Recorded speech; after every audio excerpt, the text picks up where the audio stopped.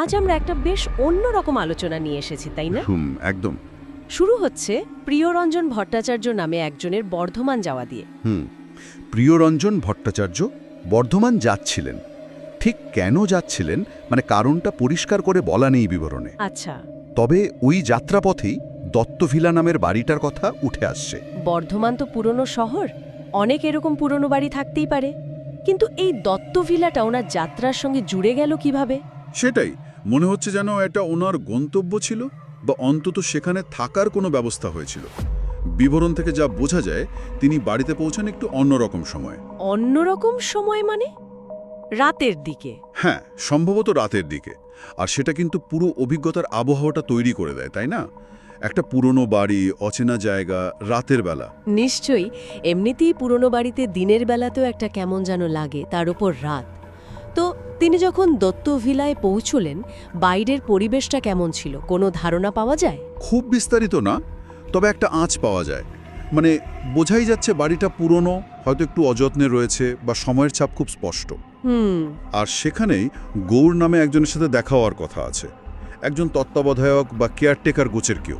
ও, caretaker Gour. হ্যাঁ, এই গৌর চরিত্রটার উপস্থিতিটা মানে একটু যেন অন্য মাত্রা যোগ করে।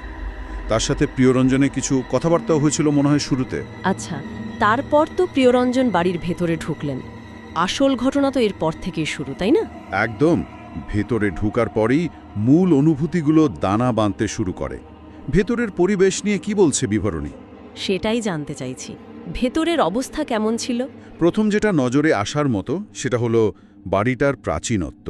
মানে ভেতরে পুরনো দিনের আসবাব, জিনিসপত্র, এগুলো হয়তো ইতস্তত ছড়ানো ছিল। পুরনো জিনিসপত্র তো একটা বাড়ির বয়স বুঝিয়ে দেয়। ঠিক। একদিকে সেটা ইতিহাসের গন্ধ দেয়, আবার অন্যদিকে একটা থমথমে মানে গা ছমছমে পরিবেশও তো তৈরি করতে পারে, তাই না? বিশেষ করে যদি একটু অগোছালো থাকে। তা বটে। আর আধুনিক সুযোগ সুবিধা, ধরুন লাইট বা কারেন্ট, এসব ছিল? সেখানেই একটা কিন্তু আছে মনে হচ্ছে। বিবরণীতে বিদ্যুৎ বা সম্ভবত কেবল কানেকশন নিয়েও কিছু সমস্যার কথা উঠে এসেছে। ও, কিছু ভাঙা ভাঙা কথা আছে, যেমন ধরুন কেবল কানেকশন, ফোন, G4 তামগু, এই জাতীয়। এগুলো ঠিক কি বোঝাচ্ছে মানে সেটা পরিষ্কার না। আচ্ছা, হতে পারে সেই সময় হয়তো কানেকশন নিয়ে কোনো সমস্যা চলছিল বা কিছু। হ্যাঁ, হতে পারে। বা হয়তো ওনারা কথা বলছিলেন সেটা নিয়ে। কিন্তু এই জিনিসগুলো মানে আধুনিক সুবিধার অভাব একটা পুরনো বাড়িতে থাকার অভিজ্ঞতাকে আরও বেশি বিচ্ছিন্ন করে তোলে। ঠিক, চারপাশ থেকে যেন আরও আলাদা হয়ে যাওয়া। তো এই পরিবেশেই কি সেই অদ্ভুত অনুভূতিগুলো শুরু হলো? অস্বস্তি বা অন্য কিছু? ঠিক ধরেছেন। বিবরণ অনুযায়ী প্রিয়রঞ্জন যত সময় কাটাচ্ছেন ততই এক ধরনের অস্বস্তি বোধ করতে শুরু করেন। প্রথমে ঠিক ভয় নয় হয়তো। ভয় নয়? তাহলে কেমন? একটা অশুভ কিছুর আঁচ পাওয়ার মতো। মানে ভালো লাগছে না, মনে হচ্ছে কিছু একটা ঠিক নেই, বাতাসে যেন কিছু মিশে আছে। মানে একটা হেভি ফিলিং। কি ধরনের অস্বস্তি? কোনো নির্দিষ্ট ঘটনা ঘটেছিল, যেমন শব্দ শোনা বা কিছু দেখা? দেখুন, সরাসরি ভূত বা ওই জাতীয় কিছু দেখার কথা হয়তো নেই, কিন্তু কিছু ইঙ্গিত আছে। যেমন ধরুন কিছু অস্বাভাবিক শব্দ। শব্দ? কিরকম শব্দ? সেটা খুব স্পষ্ট করে বলা নেই, তবে আরও একটা ব্যাপার আছে।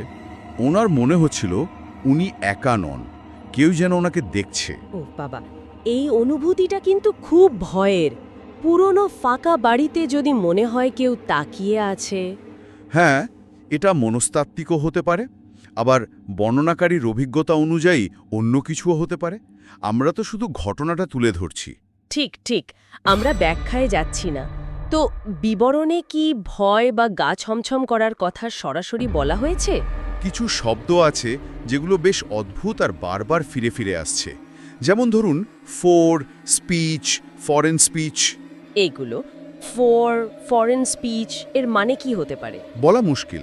হতে পারে এটা ওনার মনের ভেতরের কোনো তোলপাড়, বা বাইরে থেকে আসা কোনো অস্পষ্ট শব্দ যা উনি ঠিক বুঝতে পারছিলেন না। অথবা খুব ভয় পেলে যেমন হয়, মানে চিন্তাগুলো গুলিয়ে যায়, সেরকম কিছু। হ্যাঁ, হতে পারে। কিন্তু একটা শিরশিরে অনুভূতি বা ভয়ের যে একটা আবহ ছিল, সেটা বোঝা যাচ্ছে। হ্যাঁ, সেটা বেশ স্পষ্ট। একটা অস্বস্তি তো ছিলই, আর এই শব্দগুলো বা অনুভূতিগুলো যেন সেই ভয়টাকে আরও জমাট বাঁধিয়েছে। সময়ের সাথে সাথে কি এগুলো বাড়ছিল? মানে রাত যত বাড়ছে অনুভূতিগুলো তত তীব্র হচ্ছে? হচ্ছে তাই। বিবরণটা যেভাবে এগোচ্ছে, রাত যত গভীর হচ্ছে, অস্বস্তিটা ততই বাড়ছে। দিনের আলোয় অনেক কিছু চাপা পড়ে যায়, তাই না? রাতের নিস্তব্ধতায় ছোটখাটো শব্দ বা অনুভূতিও অনেক বড় মনে হয়। ঠিক, বিবরণে শো আর এরকম কিছু শব্দ আছে দেখলাম। এগুলো কি রাতের কোনো ঘটনার ইঙ্গিত? হতে পারে, হয়তো বিচ্ছিন্ন কিছু স্মৃতি বা শব্দের প্রতিধ্বনি। মানে পুরো ঘটনাটা তো আর পরপর সাজিয়ে লেখা হয়নি, যেভাবে মনে পড়েছে বা যেভাবে ধরা আছে সেভাবেই এসেছে। আচ্ছা, বাড়ির কোনো নির্দিষ্ট জায়গা কি ওনার মনে বেশি প্রভাব ফেলেছিল? ধরুন কোনো ঘর বা বারান্দা?